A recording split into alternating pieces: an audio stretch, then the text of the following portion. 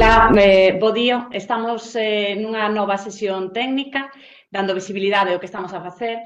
Hoxe vamos a falar da etiquetaxe dos alimentos, das declaracións saudables dos alimentos. Está con nós Susana González Amigo, que é doutora en farmacia e a xefa de sección do Servicio de Seguridade Alimentaria na Dirección Xeral de Saúde Pública.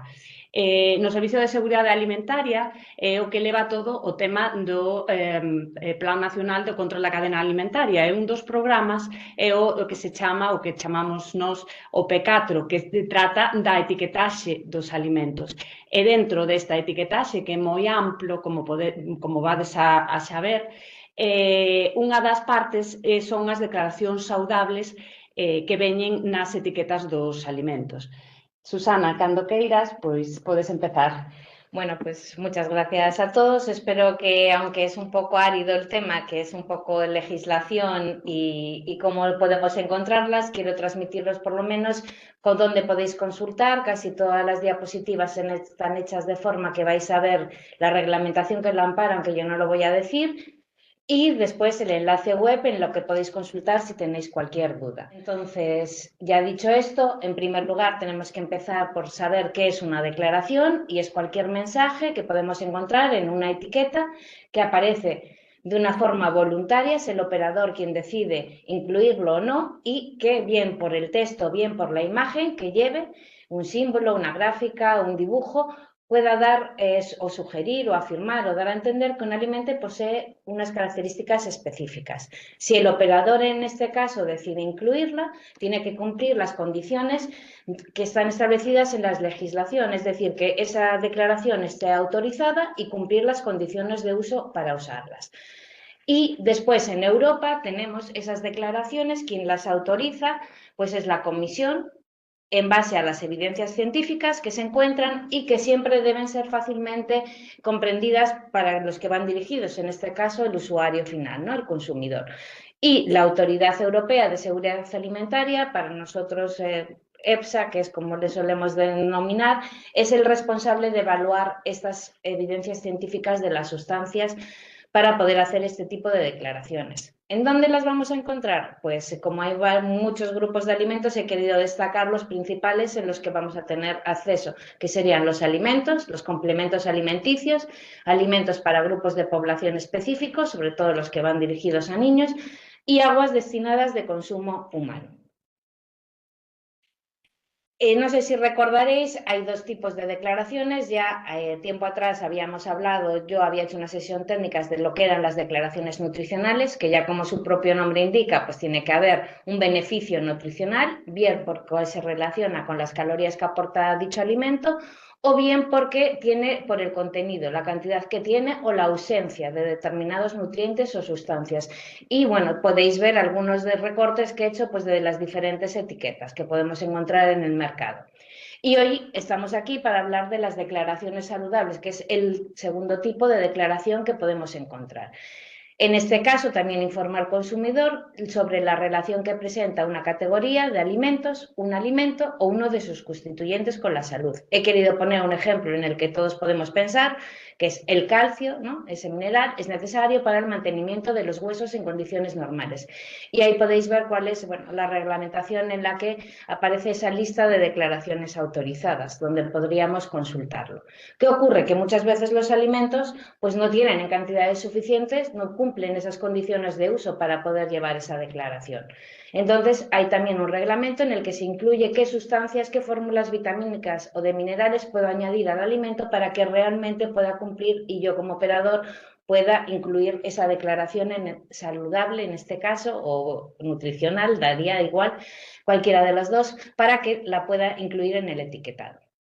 Son 4 las declaraciones saludables que hay. Podéis ver en todas lo que os decía antes, el enlace y donde las podéis descargar o consultar en la página web de la ESA, ¿no? Entonces, vamos a empezar por el primer grupo. Hay 12 declaraciones saludables autorizadas y hacen referencia al crecimiento y salud de los niños. La declaración que está autorizada es: el calcio es necesario para el crecimiento y desarrollo normales de los huesos en los niños. ¿Cuál es la condición de uso? Que sea fuente en este caso, de calcio. Y para recordar, os he puesto ahí un pequeño recorte de lo que era fuente de vitamina o de mineral, y es que al menos tiene que alcanzar un 15% del valor de referencia de nutrientes, en el caso de que el alimento sea sólido, o el 7,5 si el alimento es líquido. Como siempre, pues me gusta ir un poco al súper y ver qué es lo que tenemos, y he hecho algunas fotos, aunque la calidad, bueno, no se ve excesivamente bien, pero bueno, sí que os he puesto cómo estarían autorizadas para que sepáis en estos alimentos que están dirigidos a niños, bien sea cereales, bien sea una leche a partir de 3 años, leche en polvo, pues veáis cuáles se suelen incluir, ¿no? Entonces siempre tienen, para que os he copiado arriba cómo estaría, sería por ejemplo la vitamina D contribuye al funcionamiento normal del sistema inmunitario. Esta misma declaración saludable también la tiene el hierro y el zinc, que la podéis ver que en este caso la incluiría en los cereales, y después hay otras como el calcio o como el hierro.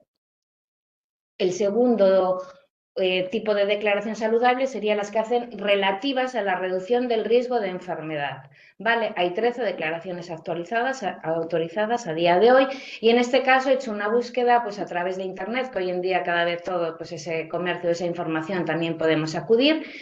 En vez de ver, os he puesto como la información, ¿no? En cómo sería, y en este caso es los fitoesteroles. Creo que, bueno, que la gente cumplimos años, nos preocupan ciertos la forma de que cuidarnos de una manera determinada, y más si tenemos algún tipo de problemas con el colesterol. Y bueno, es como veis, la información que nos da es que podéis verlo allí abajo a la izquierda, hace el logo de EFSA y te pone que los esteroles vegetales contribuyen a reducir el nivel de colesterol sanguíneo, disminuyendo el riesgo de enfermedades. Para eso tiene que tener unas condiciones de uso, es que mínimo tenga 1,5 a 2,4 de fitoesteroles, en este caso podemos ver que contiene 1,6, y después también tiene que indicar el tanto por ciento. Los alimentos con esteroles vegetales reducen el colesterol entre un 7 y un 10%, de 2 a 3 veces con la ingesta diaria. Eso es las condiciones de uso que tiene establecido los fitoesteroles. En tercer lugar tenemos las que hacen referencia, que son diferentes, no hacen referencia ni a la reducción del riesgo de enfermedad ni al desarrollo y salud de los niños, que estarían incluidas dentro del artículo 13. Ya cuando se publicó el reglamento en el que se recoge este listado, hay más de 200 a día de hoy, y después algunas han sido modificadas sus condiciones de uso o bien han sido publicadas posteriormente.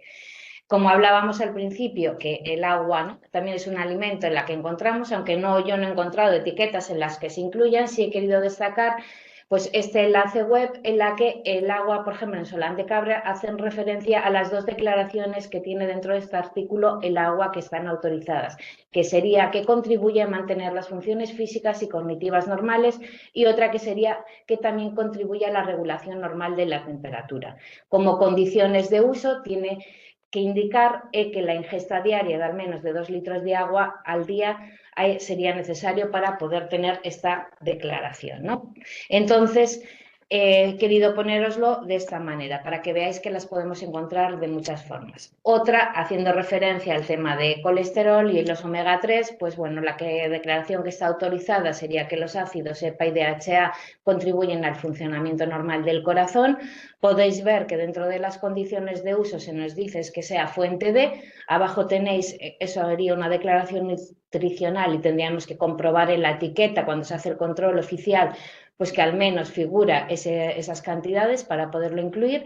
Este no es el caso, estamos simplemente hablando de cuál es la declaración, y he querido poner dos recortes de dos etiquetas para que veáis en dónde los podemos encontrar. Uno sería un pescado, en el que efectivamente pues nos está diciendo la declaración, se ajusta, y también ese beneficio.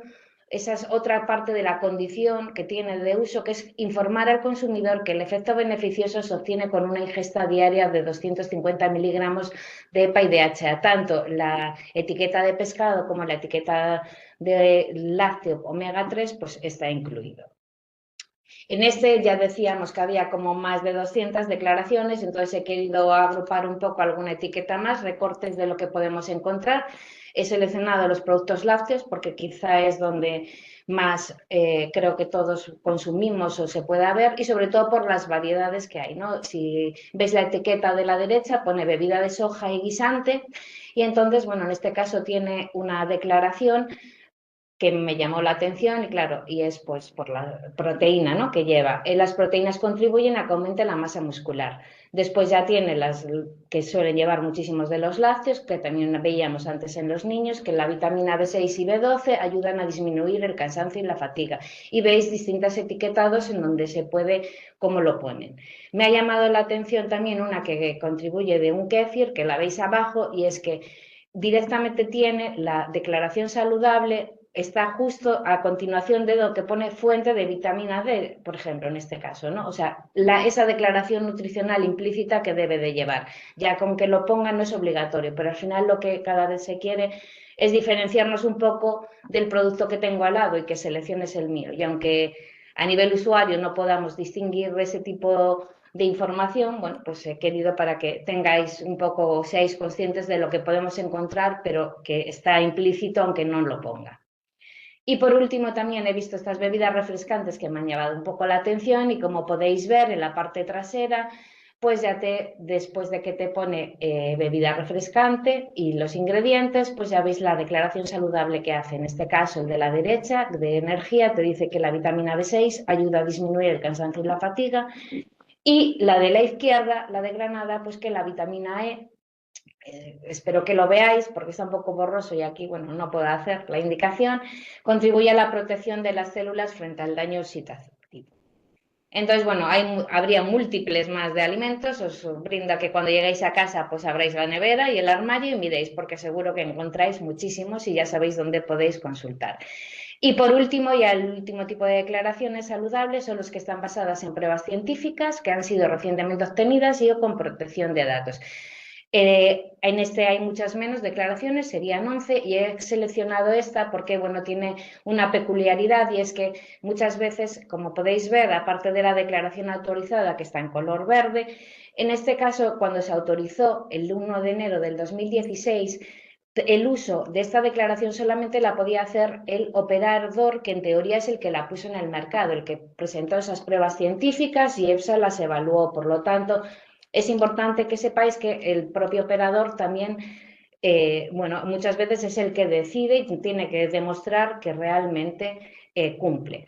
Esta declaración, en las condiciones de uso, solo podía utilizarse alimentos que tuviesen como mínimo 12 gramos. Yo he hecho esa búsqueda a través de internet y aunque sí que he encontrado, y ya estaríamos fuera de ese plazo de los 5 años, bueno, os he querido poner un ejemplo conforme sí que aparece el producto, pero, por ejemplo, no hacen declaración saludable al respecto. Por lo tanto, por eso he querido poner, y ya os he recalcado, que es una información voluntaria, es el operador que decide si la incluye o no.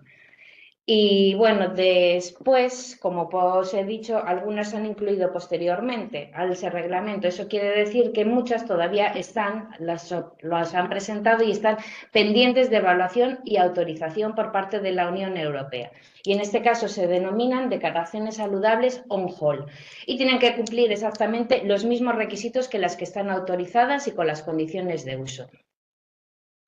Y también algo que es muy importante tanto para los operadores, pero que también a nosotros como usuario, es que están obligados a publicar las declaraciones saludables que han sido denegadas. Bien, si yo soy operador, pues para algún producto que yo quiera, y que si ya hay evidencias científicas o qué tipo de estudios debería hacer para que realmente se pudiera admitir, o yo como usuario me pueden decir, ¿no? Por ejemplo, os he puesto ahí un ejemplo, té negro elaborado a partir de la Camellia sinensis.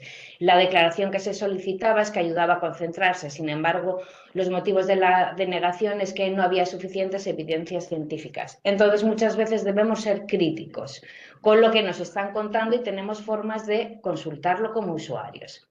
Y ahora todo esto, porque es difícil resumir un poco, la legislación, lo he tratado de contar de una forma un poco amena, vamos a ver cómo lo aplicamos en nuestro servicio, en la seguridad alimentaria. Pues es el encargado de llevar ese plan nacional, como decía Inés, ¿no?, dentro del control oficial de la cadena alimentaria, y va a recoger todos los controles oficiales que se llevan en toda España, y nosotros desde nuestra comunidad se lo transmitimos a ASAN, en este caso, para garantizar que el cumplimiento de la legislación se cumple a lo largo de toda la cadena alimentaria. Actualmente estamos ya en el año 2025, donde acaba este quinquenio, y como podéis ver, recoge un montón, este PNCOCA recoge muchísimos programas. El que nos lleva a cabo o donde se incluiría este tipo de declaraciones sería el P4 con el etiquetado de los alimentos. Y ahora mismo estamos recogiendo o extrayendo los datos del 2024, se le mandarán a ESAN pues, entre abril y mayo, y luego ESAN recopila los de todas las comunidades y los publica. Actualmente todavía, aunque sí que se enviaron los del 2023, todavía ESAN no ha hecho la publicación. La última que hay de resultados es del 2022 y he querido ponerla aquí para que sepáis y tengáis un poco de noción. En el 2022 en toda España se hicieron 36.525 controles de todo el P4, no solo incluye este tipo de declaraciones, incluye más información que tiene que llevar el etiquetado, y se comprobó que el 89,4% cumplían.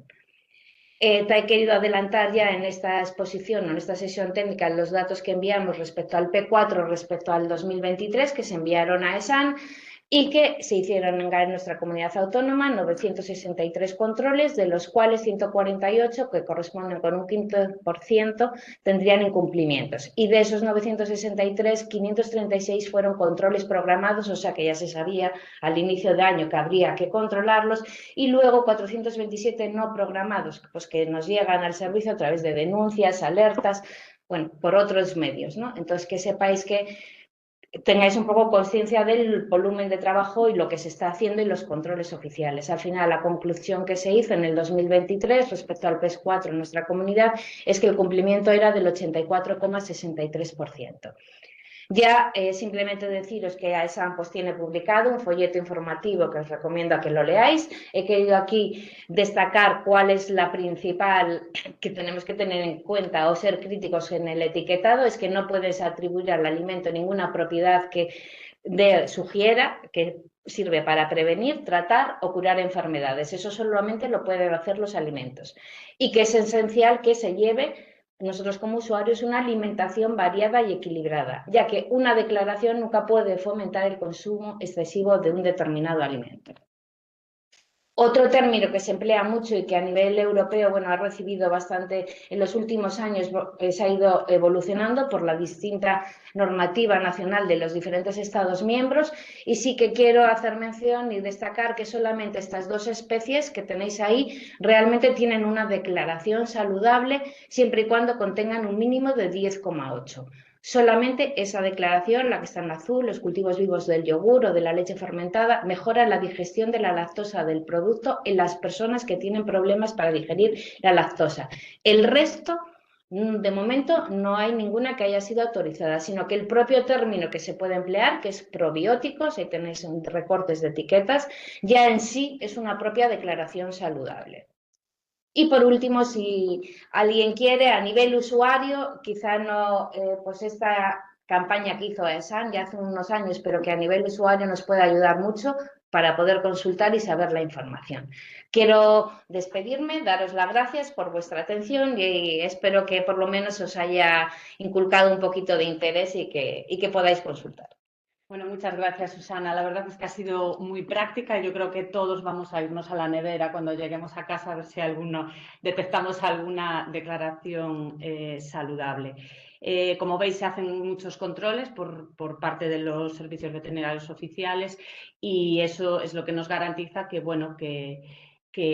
todas las cosas estén bien, y si en algún momento alguna está mal, pues nosotros lo detectamos. Nos despedimos ya con la próxima, os adelanto la próxima sesión técnica, que será el martes 11, será de riscos do uso dos dispositivos móviles conectados, que vai realizar Jaime Fraga Ares. Pois moitas gracias e boa semana.